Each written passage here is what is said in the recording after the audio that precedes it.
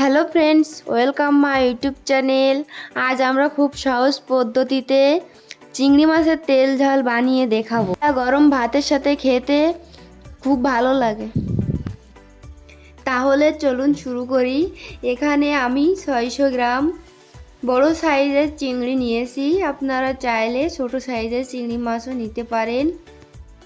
চিংড়ি মাছগুলো আমি ভালো করে কেটে ধুয়ে পরিষ্কার করে নিয়েছি।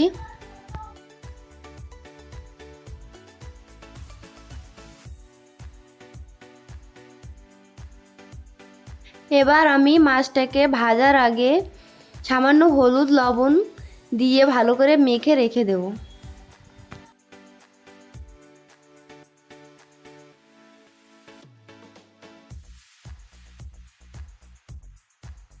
এবার আমি মাটির কড়াইতে সামান্য সরিষার তেল গরম হতে দিয়ে দেব। তেল গরম হয়ে গেলে মাছগুলোকে এক এক করে তেলে ছেড়ে দেব।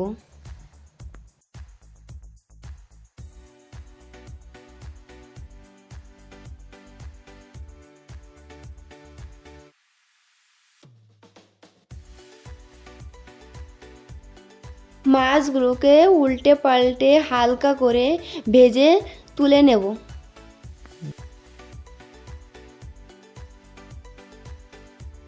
চিংড়ি মাছ বেশি ভাজলে শক্ত হয়ে যায়, এজন্য চিংড়ি মাছগুলো আমি হালকা করে ভেজে নামিয়ে নেব।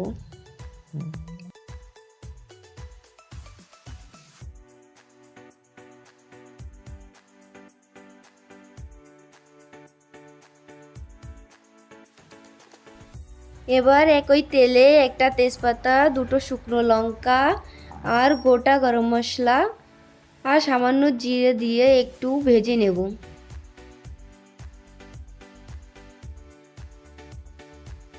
মশলাটা থেকে ভাজা ভাজা গন্ধ বেরোলে দুটো মিডিয়াম সাইজের পেঁয়াজ কুচি দিয়ে পেঁয়াজ গোল্ডেন ব্রাউন করে ভেজে 1 চামচ আদা রসুন বাটা দিয়ে দেব।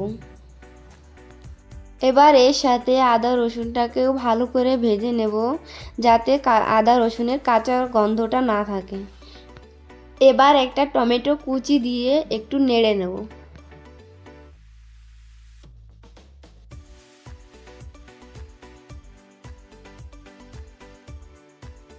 এখানে আমি একটা বাটি নিয়েছি, বাটিতে দিয়ে দেব 2 চামচ জিরে পাউডার, 2 চামচ ধনে পাউডার, 2 চামচ লঙ্কা পাউডার আর দিয়ে দেবো 1 চামচ হলুদ পাউডার দিয়ে এবার সামান্য জল দিয়ে মশলাটাকে একটা পেস্ট বানিয়ে নেব।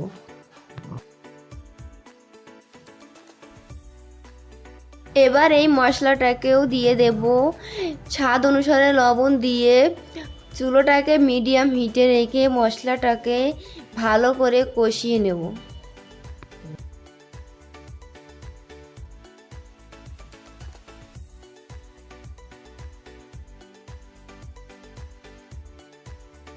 যতক্ষণ মশলা থেকে তেল না ছেড়ে দেয় ততক্ষণ পর্যন্ত ঢাকনা দিয়ে ঢেকে মশলাটাকে ভালো করে নেড়ে চেড়ে কষিয়ে নেব।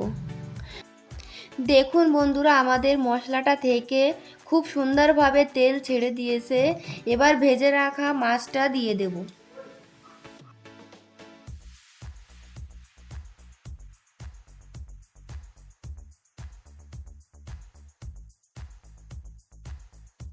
এবার ঢাকনা দিয়ে ঢেকে মাছগুলোকে মশলার সাথে 2 মিনিট কষিয়ে নেব।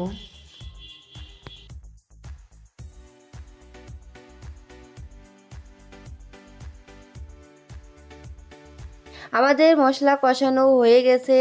এবার 500 ml মতো জল দিয়ে ঢাকনা দিয়ে ঢেকে রান্না হতে দেব 5 মিনিট।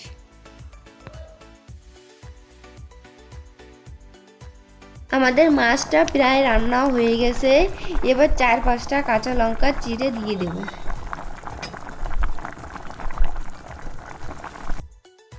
আমাদের চিংড়ি মাছের তেল ঝাল রান্না হয়ে গেছে। এবার একটা প্লেটে তুলে নেব। এবার সামান্য ধনেপাতা কুচি দিয়ে পরিবেশন করব গরম গরম ভাতের সাথে।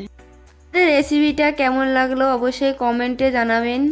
যদি আমাদের ভিডিওটা ভালো লেগে থাকে তাহলে অবশ্যই সাবস্ক্রাইব করবেন।